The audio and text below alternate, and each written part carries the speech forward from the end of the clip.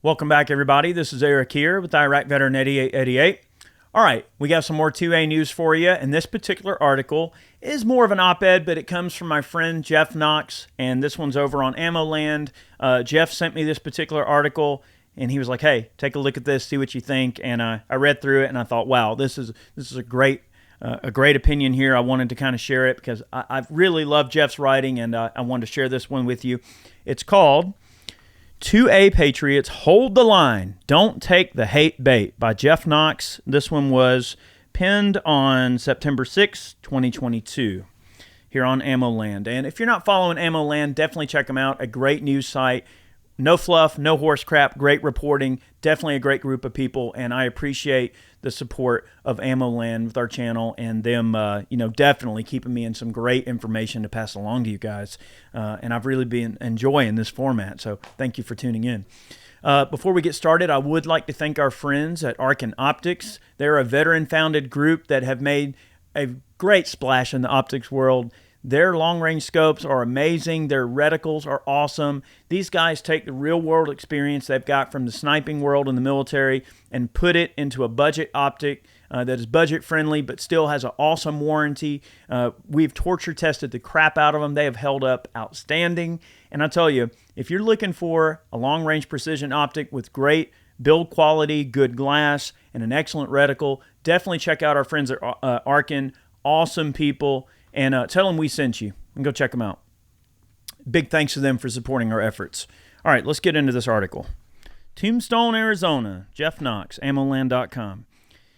If you've seen any of President Biden's recent speeches, especially the dystopian unity speech the other night in Philadelphia, you're probably a bit incensed over the way gun owners and patriots are being portrayed by the president.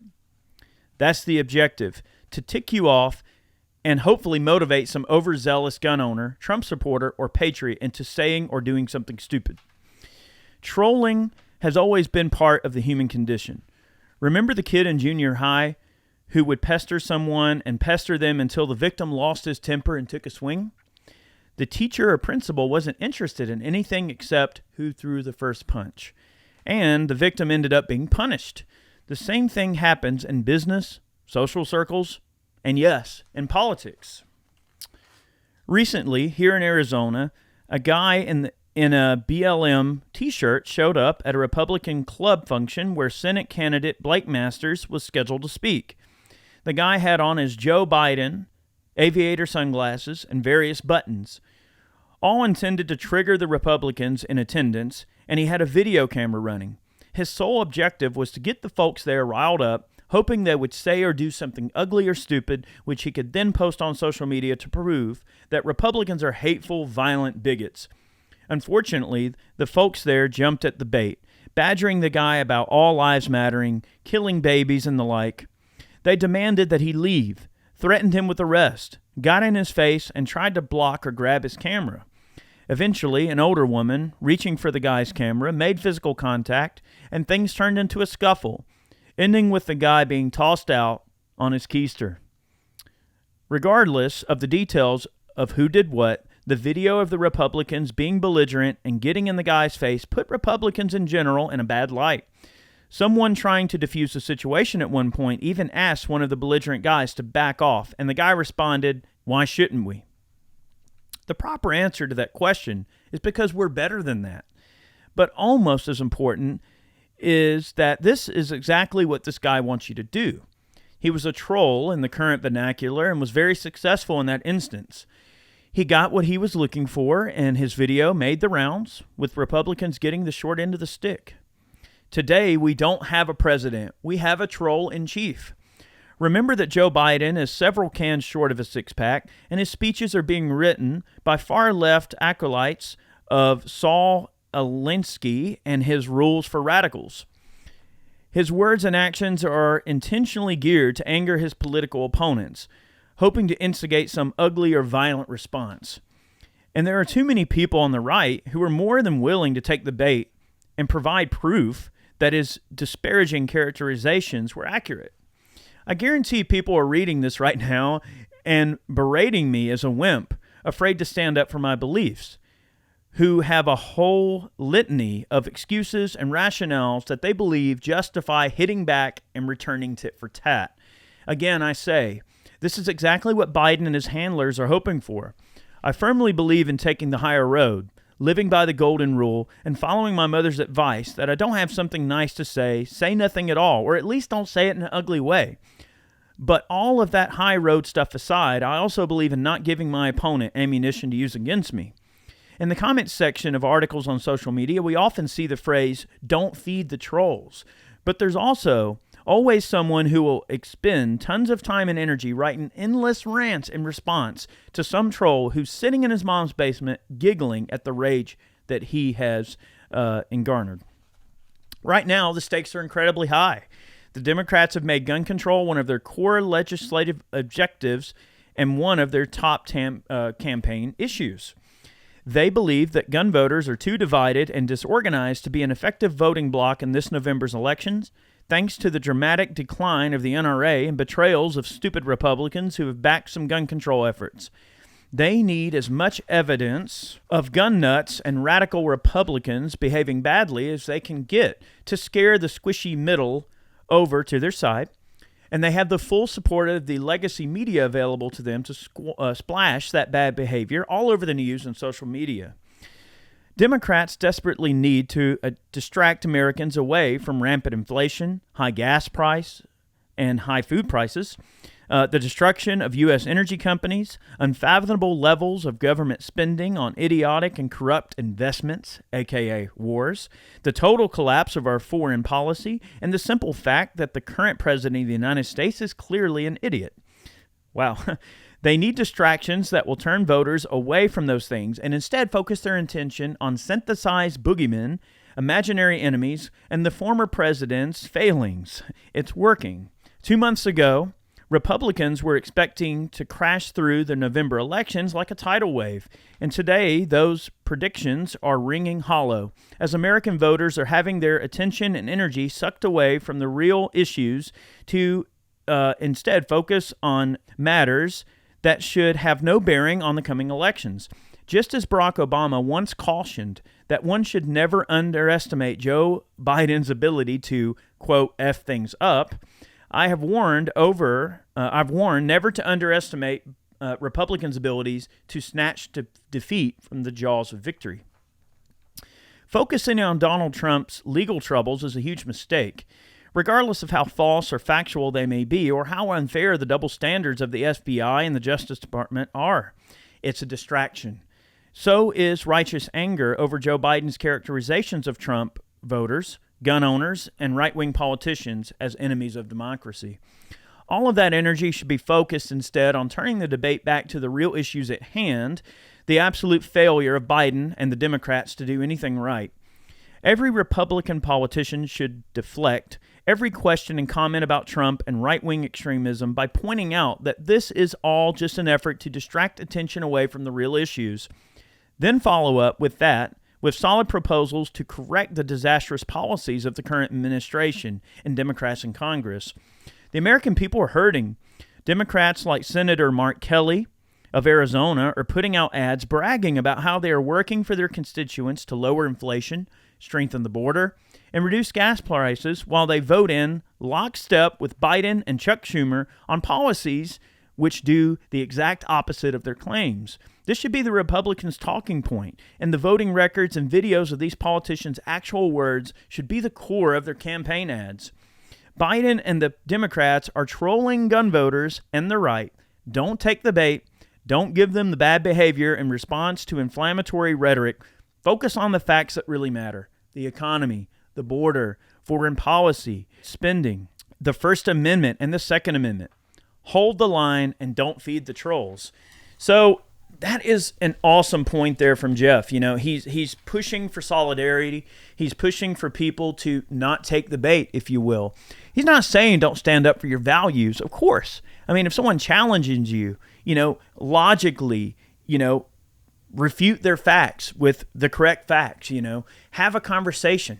The difficulty is these people are not interested in conversation. They're interested in controlling the narrative. They're interested in rhetoric. They're interested in trying to paint you as the boogeyman just because you care about the First Amendment, the Second Amendment, because you care about the actual issues going on in your country that affect the people that, the average people that are your neighbors and your family and friends and yourself, So that's a great message from him, to show solidarity with each other and to really ignore the noise, right? And focus on the issues at hand. I mean, right now, the Second Amendment has never been more under attack than it is right now.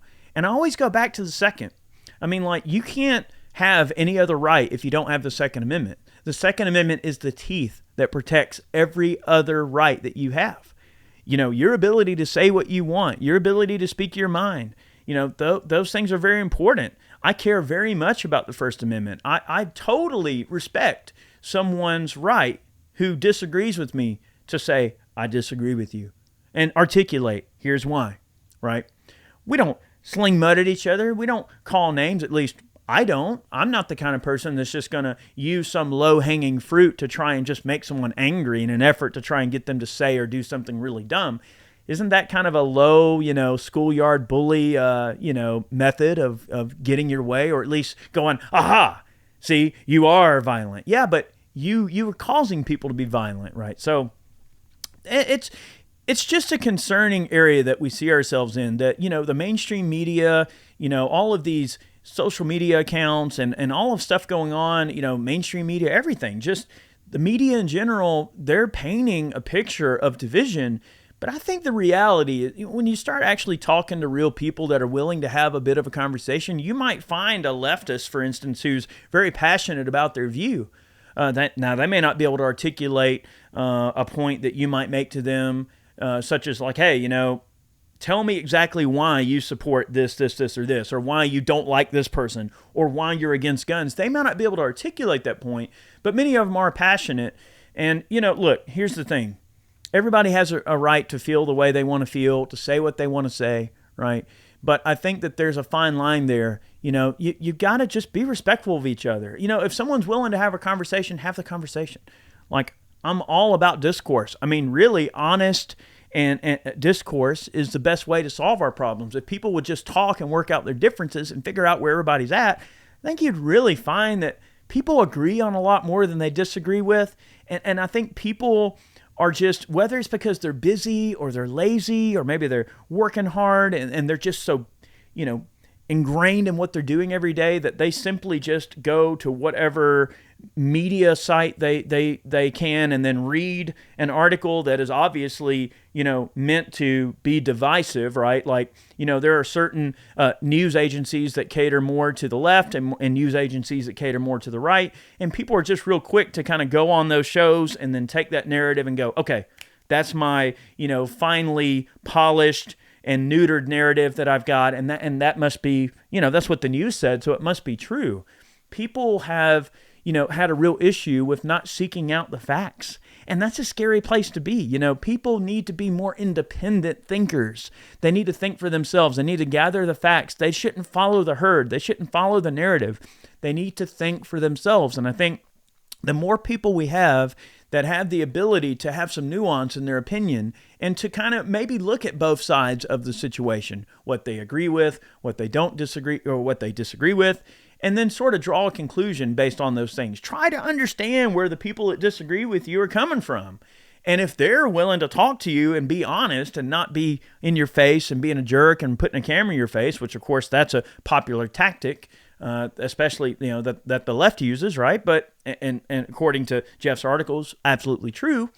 But if you do wind up having some people that are willing to engage in some honest discourse, I think you'll see that a lot of people probably agree on a heck of a lot more than they disagree on.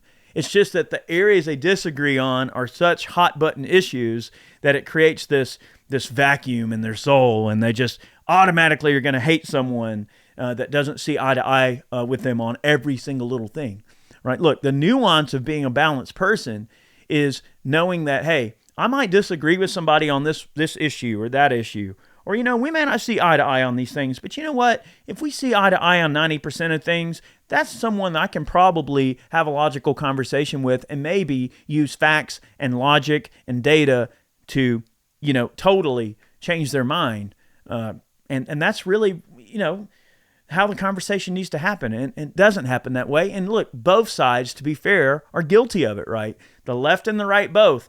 They get in their pissing matches, they sling their mud, and what happens? It's just a muddy mess in the middle, a giant mosh pit. Nobody wants anything to do with it. They just kind of go, heck with this. This is bullcrap, right? I mean, look at Twitter. Twitter's a cesspool of political division. And those feeds are purposely set up. They're feeding you information in those feeds that purposely pushes your viewpoint to where they want to push you to either be divisive with others, right? You notice the troll comments, the bots and stuff. That's all by design. It's meant to get you riled up, to get you angry, so that they will push that interaction, right? All the comments going back and forth, it pushes interaction on their page. So look, you have to ignore all of that and look at the facts and try to go with, middle of the ground resources that just give the facts and allow you to really dive in and figure things out on your own and come up with your own conclusions. So I know these political videos can be a little crazy for some, but I really wanted to share this particular opinion here from Jeff. I thought it was wonderful. And thank you guys so much for tuning in. Make sure you subscribe, click the notification bell so that you get all of our videos. Go over to Ballistic Ink and pick yourself up a snazzy new t-shirt. That's one way you can support our efforts more directly. If you wish to do so, buy a t-shirt. Thank you so much. Many more videos on the way. Look, guys, don't give in to all the hate and the division, right? Be an individual. Be a free thinker. Do not allow yourself to be gaslit on this stuff, okay? You're better than that. Have a great day. Many more videos on the way. We'll see you soon.